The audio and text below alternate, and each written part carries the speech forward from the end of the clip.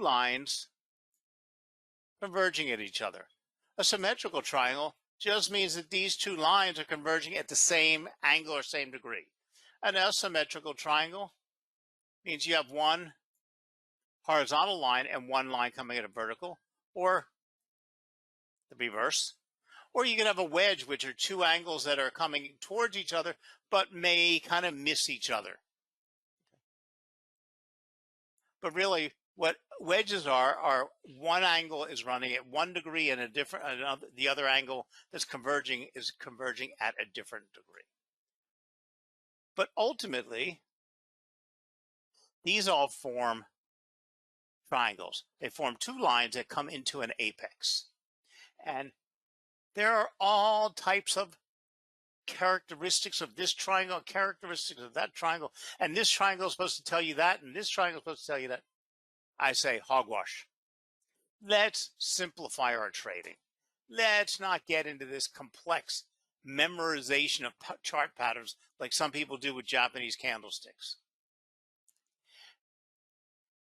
Now, in order to have a complete understanding of chart patterns, we should gain an understanding of one of the most common on-chart formations. What I'm referring to are triangle patterns.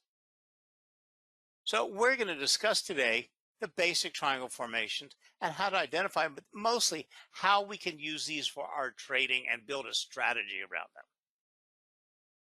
The triangle pattern is a specific figure formed on a chart, typically identifying when the tops and the bottoms of price are moving towards each other. Make it simple. The tops and the bottoms of price are moving towards each other like the sides of a triangle.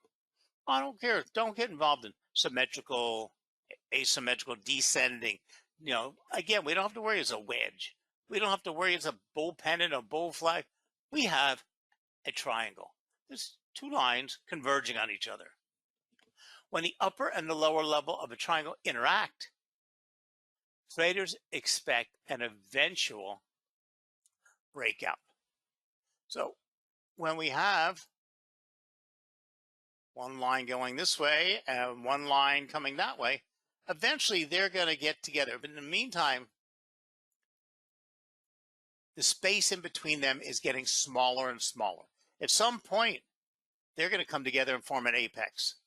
Now, they may never ever get to there, but as that price gets pushed in to the area between the bottom and the top line, bottom and top price action lines, you're going to have built up tension.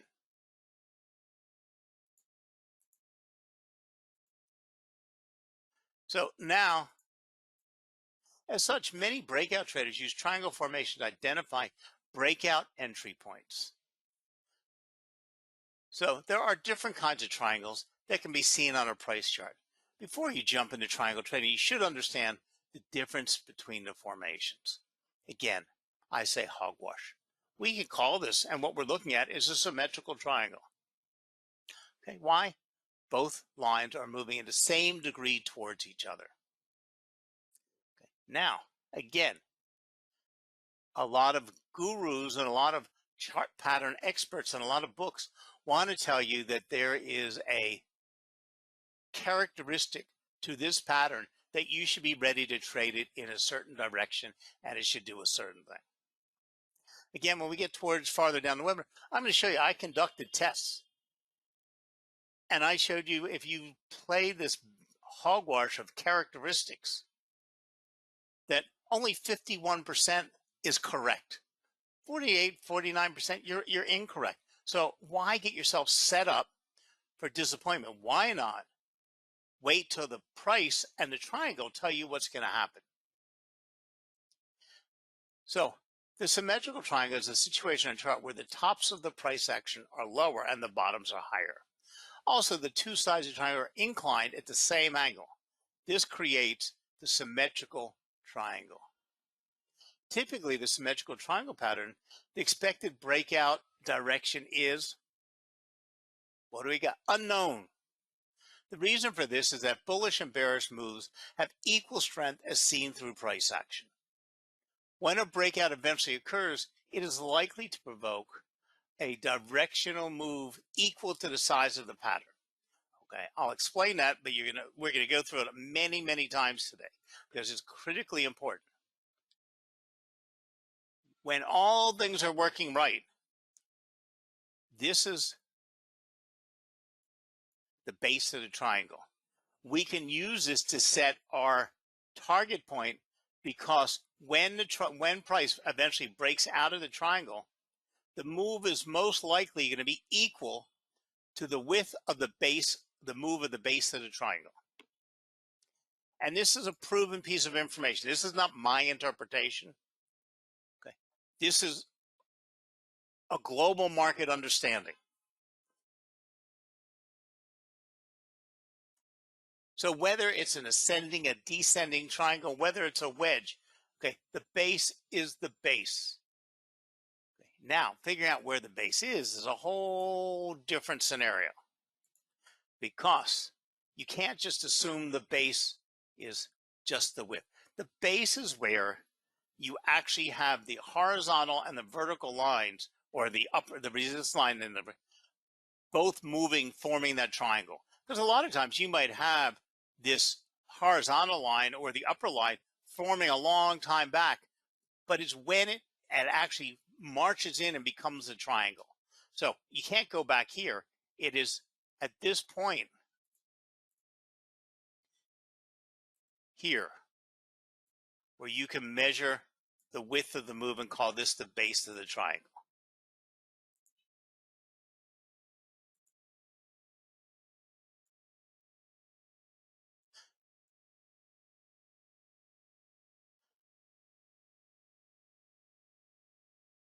And whether you want to call it and measure it an ascending, a descending, a wedge, it's always that base. So even if you have pennants, if you have wedges, it's always the base. See here? Here's for a bullish pennant. We would measure the base and use it to set our target. Because remember, it's not setting your entry point, it's not setting your stop loss. You need to set a target price in order to calculate your risk reward ratio to see if you can afford to make that trade.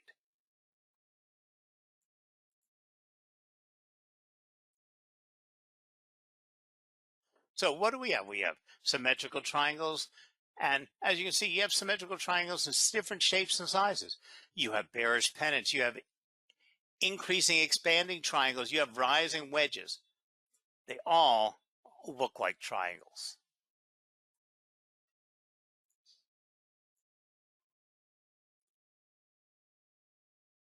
Now, whether we're looking at a symmetrical, ascending, a descending, a wedge, when we get the breakout of the triangle. And a breakout is when price breaks through that upper or lower line. Okay. Now, we're not saying it's a good breakout or a false breakout. As price gets pent up, as it moves toward the apex, price is going to break out of that triangle. When it breaks out of that triangle, we can set either a buy or a sell point.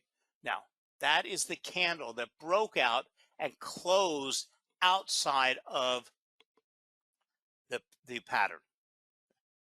We're not initiating a buy or sell. We are doing nothing as far as trading. At this point, we have the breakout candle. Okay, that closed. We have to wait for that candle to close to make sure it stayed outside and closed outside of that pattern. We can use it to set our buy price. We're not setting up an order yet. We're not in the computer. We're not on the platform. We set that for